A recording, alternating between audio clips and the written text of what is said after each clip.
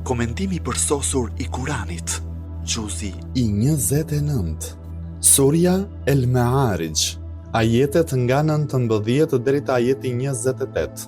Innal insana khuliqa halua, idha massahu ash-sharru jazua, wa idha massahu al-khayru manua, illa al-musallin alladhina hum ala salatihim daimun, والذين في أموالهم حق معلوم للسائل والمحروم والذين يصدقون بيوم الدين والذين هم من عذاب ربهم مشفقون إن عذاب ربهم غير مأمون.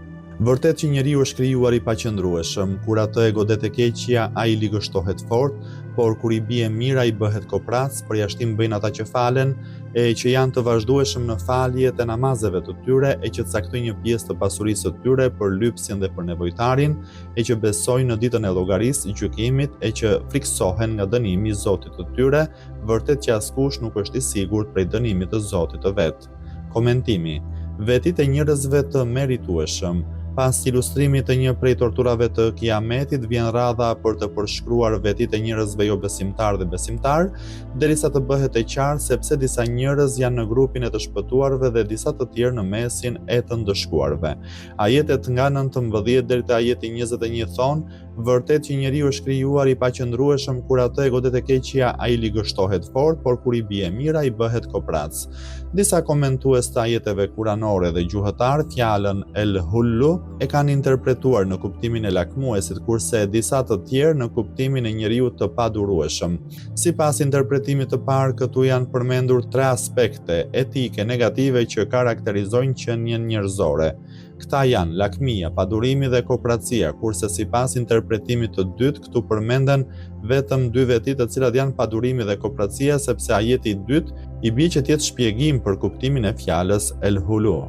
Është pranuar edhe mundësia që kjo fjalë mund të përdoret me të dy kuptimet, sepse këto dy cilësi janë të ndërlidhura, njerëzit lakmitar zakonisht janë edhe koprac, ata nuk kanë durim. Kur vihen në sprov me ngjarje të dhimbshme, ashtu siç është e vërtet e kundërta e saj. Hulumtim: a ekziston në natyrën e njeriut ligësia dhe e keqja? Këtu parashtrohet pyetja: nëse Allahu e ka krijuar njeriun për të arritur lumturinë dhe përsosmërinë, atëherë pse i ka vënë në natyrën e tij ligësinë dhe të keqen? Si është e mundur që Allahu të krijojë një gjë me një cilësi të caktuar dhe më pas ta qortojë krijesën e vet? Përveç këtyre, Kurani në ajetin 4 të surës Tin thotë: vërtet ne e krijuam njeriun në formën më të bukur. Sigurisht ajeti nuk kërkon të thotë se pamja jashtë me njeriut është e bukur, kurse brendësia e tij është e ligë dhe e keqe. Gjithë krijimi i njeriut është krijuar në formën dhe në mënyrën më të përsosur.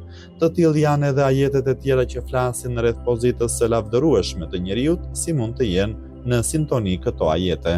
Përgjigjja e të gjitha këtyre pyetjeve bëhet e qartë duke pasur parasysh vetëm faktin që Allahu e ka pajisur njeriun me një sër forcash, instiktesh dhe virtytesh, të cilat në mënyrë potenciale përbëjnë mjetin e përsosjes, të ngritjes dhe të lumturisë së tij.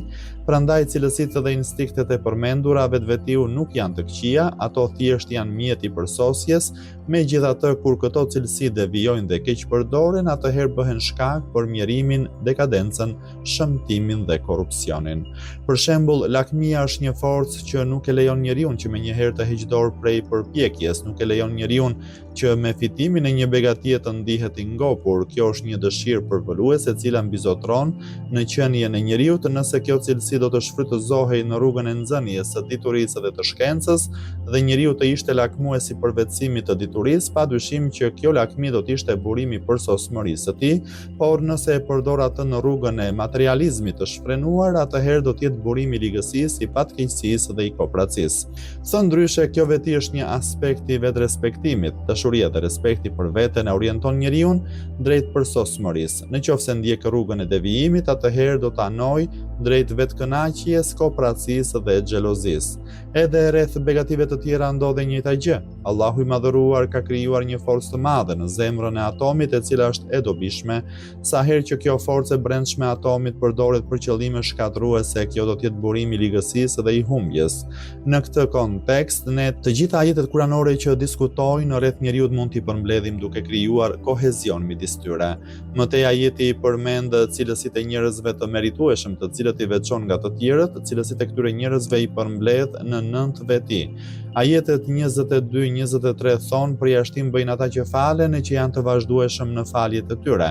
Fjalët e vazhdueshëm në tokfjalshin të vazhdueshëm në faljet e namazeve të tyre është karakteristika e tyre e parë, e cila siguron lidhje të vazhdueshme me Allahun e madhëruar. Kjo marrëdhënie përfitohet me anë të faljes së namazit, e cila e para ndalon njeriu nga shturja morale dhe nihilizmi.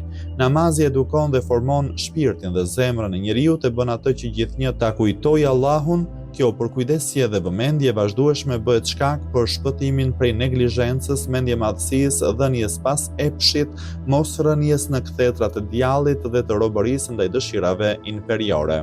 Është mëse e qartë që me vazhdueshmëri në namaz nuk synohet që njeriu gjithnjë të qëndrojë duke falur namaz, por synimi është që namazin ta falë në kohën e caktuar. Parimisht çdo punë e dobishme vetëm atëherë ndikon pozitivisht te njeriu që të ketë vazhdimsi. Në një hadith të transmetuar nga profeti Muhammed, paqja e bekimi Allahut qoftë mbi të dhe mbi familjen e tij, lexojmë: veprat më të dashurat e Allahu janë ato që kanë vazhdimsi sa ato të pakta që të jenë ato. Po ashtu në një hadith rreth këtij ajeti të transmetuar nga Imam Bakiri, paqja qoftë mbi të, lexojmë: me këtë synohet që sa herë njeriu ja obligon vetes namazet nafile, gjithnjë duhet t'i kryejë ato. Në një hadith tjetër të transmetuar nga ky imam thuhet ky ajet flet për namazet nafile, kurse ajeti i falin namazet rregullisht që do të vi pas disa ajetesh është adresim për namazet e detyrueshme. Ky dallim ka mundësi të jetë për arsye se fjala muhafizet përshtatet me namazet e detyrueshme, të cilat duhet të kryhen në kohë të caktuar. Fjala tadaum, vazhdimsi, përputhet me namazet e pëlqyeshme, sepse njeriu mund t'i kryejë ato, por ndonjëherë mund edhe të mos i kryejë. Sidoqoftë pas përmendjes së namazit, që konsiderohet edhe si prej veprave më të mira për njeriu, përshkruan vetinë e dytë, ajeti shton e që caktoi një pjesë të pasurisë së tyre për lypësin dhe për nevojtarin. Në këtë mënyrë i ruajnë marrëdhëniet e tyre si me krijuesin ashtu edhe me krijesat e tij. Disa komentues të Kuranit janë të mendimit se me grupin e mëror haqqun ma'lum, një pjesë të caktuar, në këtë ajet shënohet zekati, i cili është pjesë e caktuar që u takon lypësve dhe nevojtarëve. Siç e dim, kjo sure ka zbritur në Mekë, pikërisht në Mekë nuk ka zbritur dhe ligji i zekatit, madje ishte zbritur pa saktësuar se cila do të ishte pjesa që duhej ndarë për nevojtarët. Prandaj disa komentues të tjerë janë të mendimit se me grupin e mëror haqqun ma'lum, një pjesë të caktuar, nuk synohet zekati, por një obligim moral ndaj shoqërisë. Pra, sipas tyre, njeriu e konsideron si të nevojshme që një pjesë të pasurisë t'u jap të varfërve dhe nevojtarëve.